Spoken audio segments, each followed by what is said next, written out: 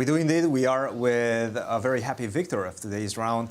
Hans, welcome back to the studio. Another victory for you. And you prefaced it. You said that, yeah, in the last 3 rounds, I'm going to find this remontada. Let's just put it that way. How do you feel right now? It was a pretty good game. I was impressed that he knew like everything. 20 moves of theory. And it's actually funny that I wasn't sure if he knew that I had a game here with black in the World Rapid and Blitz against David Anton. I can show you where it went off. Sure. After B4, I think I played A6. Yes. And so you were black. Yeah, you can see it in this one. And already it's a big advantage already. So I had analyzed that after this game, and I was like, he just knew it all. I was not too happy, at least in this moment. Yeah. So this is the mistake. Yeah, this is what Knight of Fate. He mentioned this after the game. I remember there are some very weird ways to equalize this, and yeah, this is just completely ridiculous. Like Knight of Fate. I guess. What did you know about this position? I knew it was equal because I had, as you saw, I played it. So I analyzed this a bit from the black side, and when he played Bishop G4, I was like, why didn't I check this? Like if you go back, Bishop G4 all the way. Yeah, like when he played Bishop G4, I'm like, oh my god, like how stupid am I? Like he's been going for, let's say, he's been playing this every game. You know, against Ray, he played sort of Knight C3, E6, Knight H4, Bishop G6. So I probably should have expected some surprise in the Slav. And I had some recent games here, so he could probably reasonably predict what I would do. But then I was like, okay, well, I remember this game that I played. I remember it's just incredibly difficult. So it turned out that he didn't find this last Knight of 8 move. Yeah, so... But he was blitzing out, by the way. At this point, he had 1 hour and 34 minutes. Yeah, but I think it's very easy to mix these things. So yeah, F3 now. I didn't know it, but it has to be the best move. Really. Now he started thinking. Yes, and that's usually a good sign. Yeah, it's sort of... and also, whenever you blitz out 20 moves of theory, it actually... there's this sort of like inertia effect where you feel like you keep moving.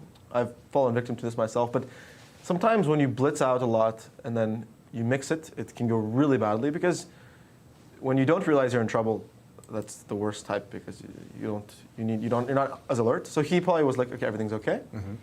And then yeah, take Rook F1. I was very happy with this. Yep. King D7. King D7. Take. Rook 96. Yes. Okay, this was very nice. Wow. Okay, Rook F1. Oh, that is very smart. Yeah. Just to get away from Knight Well, just H5. Knight C7, H5. Yeah. Or Bishop F7. Oh yeah, Bishop F7 as well. Bishop F7 wow, is that is a nice little prophylaxis.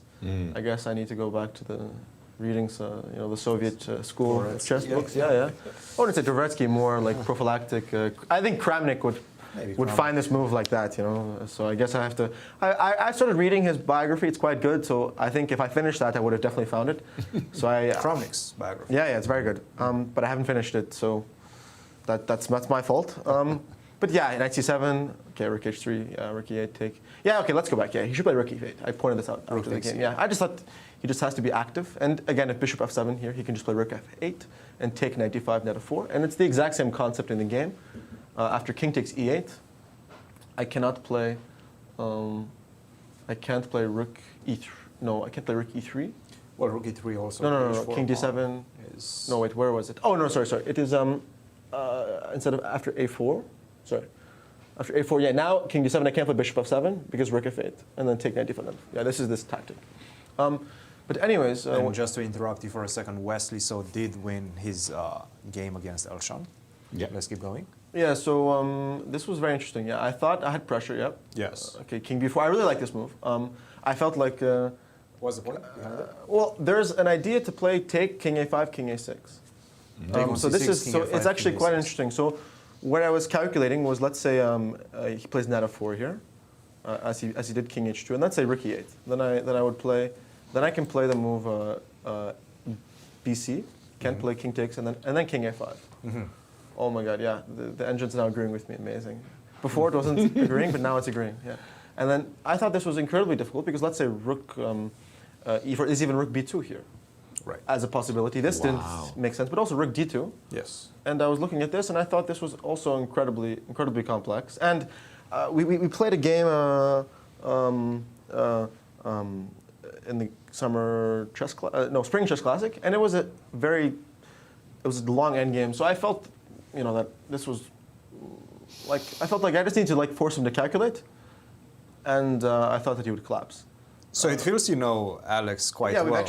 he was actually one of the first grandmasters that I beat. Not in a FIDE rated game, but in a G25 at the Marshall Chess Club. I was like 2250, and his USCF was like 2720 at the time. Yeah. And I beat him on the black side of this like London King's Indian setup, and I was very proud of that game. So yeah, I've been playing Alex. What do you feel his weaknesses are? Well, I've noticed just when it comes to in this specific tournament, there were just the critical moments. He was just making a lot of blunders, and when a lot of pressure was put, he was collapsing at times. So, if you look at I think his loss against Fabi, he played King G8. Yeah, King G8, and then who else did he lose to? He lost to. He's been very solid, but maybe he's only lost one game. No. I'm pretty He's sure lost two games. He's minus one. Yeah. Who else did he lose to? I don't remember. I'm so sure. No, who was it? Was it a Wonder? Yes, it was a Wonder, and he was also at endgame, slight pressure, and the collapse came. So I felt that psychologically it was a very good choice, and I wanted to. Were you worried that he put on the board 20 moves of theory and he most likely will not get in time Well, trouble I don't think it was that. Yeah, the time trouble I would have definitely liked, but I felt that in this specific endgame, especially after I got F3, I was like, okay, I'm going to grind him down for 5 hours here, and eventually he should crack. And then, okay, in the game. Yes. No, let's look. Okay, let's go back. This is already yeah, too late. Yeah, but there are some really interesting. Yeah. Okay, so yeah, take bishop takes. Yeah, bishop a4 to sort of stop it. Yeah. So this D5 was the take. critical moment. Yes, to He go could king have c8. won Yeah. King C8. What was the plan here? I wasn't quite sure. I was like, I was sort of, I felt to me that King D8 or King B8 was natural, but yeah, okay, I can see Rook H1 is an interesting idea, but I thought C6. No, it makes sense. But I thought let's say C6. Sure. Take yeah. If you go here, King C5, there's D4, and then there's Rook D8. Yes. But I thought let's say Bishop C6. Knight E4 is the only move, yeah. And this also didn't feel that simple to me. Like take King C5. I wasn't sure how to evaluate this. King D7. Then maybe Rook go. But then I guess. You have H5, yeah? Okay. So maybe I'm just stupid, yeah. I guess King C8 is just important. But again, I was. When I got C5 D6, I could feel the momentum swinging, And he played King D8. Yeah, King D8, C6, yeah. Okay. So was King C5 a mistake? No. Okay, because I'm curious here. So there's Knight E4, King C6, and G5. And now we're some very interesting lines. So yeah, Rook B2. The point is Knight takes D6. Okay. And okay. So yes, I was correct. Yes, so take, and then now King B7. And this is very weird, because I was thinking, yeah, King E7. No, King E7, and take. D7 game home. And take. And then here I wasn't sure. Oh my God! It's some sort of a study like. Yeah? Okay, I would have found it if I reached this. If I was forced to go down this, I'm sure I would have found it because I was going down. Okay, here I was calculating King B7. Yes. But then I realized that there's King D6, and if you take, I just King C7. Yeah. And then you sort of shut that down. Yeah. But yeah, Bishop B5. Okay. Yeah, Bishop B5 is crazy. It's crazy from a distance, but when you're forced to see it, there's not really like an alternative, right? Yeah, absolutely. I think.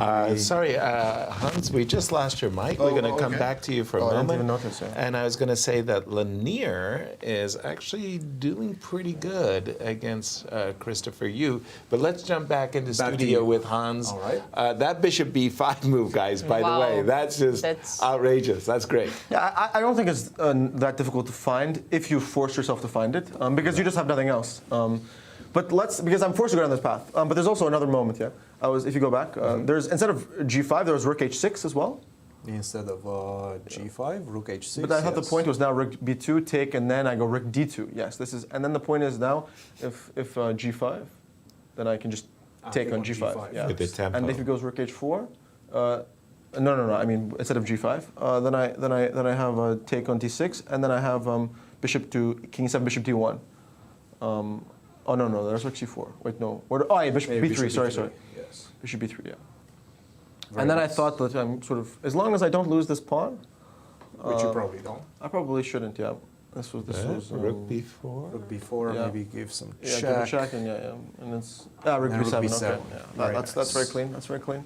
Yeah, I was sort of worried about this stuff, but yeah, this bishop b5 is definitely the killer because that was where I felt was the most critical, and then after that it was just dead lost, I guess. Hans, 50% with 2 rounds to go. How do you assess your performance so far? It's just terrible, like, just ridiculous. What am I? 3 losses, 3 wins? Yes. Oh my god. 50%. It's just. Lots of decisive Terrible. chess, though. No, it's very bad, and especially the fact that my 3 games that I lost, I should have never lost. Like it's not like these guys were completely outplaying me brilliantly. It was that I was just handing them the win. So a lot to learn, but considering the fact that I've won 3 games, I'm optimistic for my future. Guys? Very good. I'll look forward to the last 2 rounds. Good luck in those rounds. Just looking at